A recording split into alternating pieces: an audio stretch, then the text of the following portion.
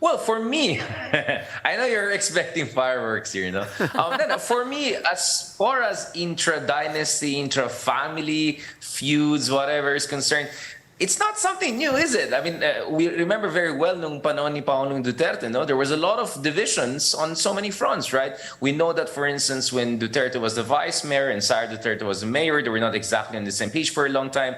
We know that later on, when Sara Duterte was contemplating running for the presidency, it looks like President Duterte had other thoughts, or he was not 100% behind her. So this is the story of Philippine politics, dominated by families, and when the families are so dominant, rivalries are going to come up more or less between within the family members. But where this means a crisis within the family or so, no, I wouldn't go that far. The other thing we have to keep in mind is the difference in temperament. No, so Senator Imee Marcos said na yung brother niya is more economist, that she's more in touch with the grassroots, etc. I think one thing to keep in mind is really the temperament, because if you talk about Marcos Jr., I think Marcos Jr. he's really the unity man, right? I mean, we saw it. I mean, we were talking about this during elections. I don't need unity na minamak siya, but we clearly see his foreign policy positioning. We clearly see even his positioning during the EDSA commemoration. It was the most center you can get, right? Not to piss off any side.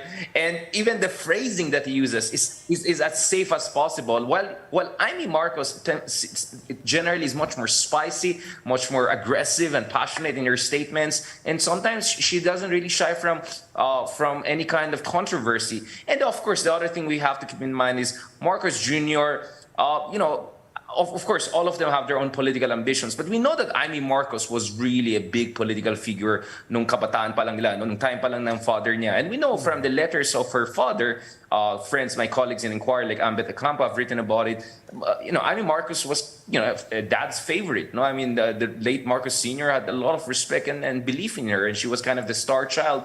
While Bongbong Marcos was a little bit more laid back, and it was really later on that he comes into Richard, full political being. No, but Richard, all of this is well and good, but it really goes beyond phrasing, hindi ba? I mean, a lot of things where they have taken really surprising positions relative to each other. EDSA, that's not just phrasing. I mean, offering a wreath at the EDSA monument, I mean, you have to give it, I mean, but the optics there is quite powerful and quite stark. And then when it comes to agriculture, real policy rift there between keeping the portfolio or telling the president, let go of that portfolio. The Bulacan Airport City from day one. RCEP, another thing.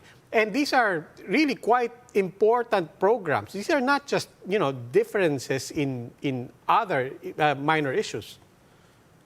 Well, first of all, let me, I'm not going to correct per se, but to give more context, in fact, the Philippines was the last country to ratify RCEP among the member nations, from what I understand. And in fact, despite President Marcos Jr.'s public statements on endorsing RCEP, because after all, that was the very strong position of NEDA Secretary Balisacan, and it was really endorsed by the big businesses. We know one reason actually medyo na-delay itong voting, and is that, in fact, President Marcos Jr. himself had some second thoughts about this. Remember, he's the agricultural secretary. He has some serious worries about the impact of trade liberalization on the agricultural sector. So I'm sure Senator Imee Marcos cares about the grassroots and the farmers. But as the agriculture secretary, in fact, President Marcos Jr., from what I understand, also had his own kind of reservations. But at the end of the day, he's the president of the Philippines, and I think he took into consideration the more majority view of influential business groups, investors, not to mention his top technocrats like Secretary Balisacan. That's why he was quite supportive of it once the vote was finished. But we know behind the scenes it's much more complicated than that.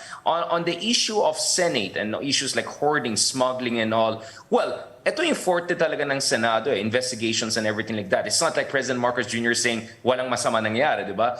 And of course, as far as Imee Marcos is concerned, she wants to establish her own independence, that she has an independent thought, that she's her own, right? That she's not just another Marcos there. And of course, it also helps with their optics, right? That, even if they're from the same family, they're siblings, each of them try to fiscalize. In the case of, Imee Marcos, she's trying to fiscalize the executive, even if her brother's there. So that makes her look good, that makes the family look good. On the EDSA issue, I would also try to, not to disagree, but I would say, remember, it was Imee Marcos who kind of said, parang patawarin mo na kami, give us a second chance. Remember, she said that last year, ang tahimik doon si Marcos Jr. But now that Marcos Jr. is the president, we see him as much more conciliatory, while Imee Marcos is perhaps a little bit recalibrating on that front. So I'm not saying it's a good cop, bad cop situation, but we can see clearly both of them are recalibrating, and each of them are trying to help to fully rehabilitate their family in different ways from different positions. So I'm not saying we're too much reading into it, but on certain issues, clearly the difference is not as big.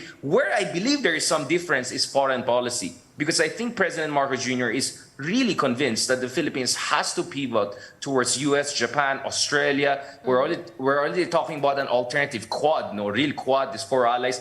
Well, if you look at Imee Marcos, she has consistently been much more in favor of robust relations with China and a little bit skeptical about the Philippines aligning with the West, which could potentially provoke China. So honestly, hindi naman siguro dahil expertise ko yan, but I think foreign policy is where I see some serious consistent disagreement. Richard, with this public display of opposition, I wonder how it affects things on ground, particularly with the supporters. Is there disunity amongst the supporters of the Marcos family?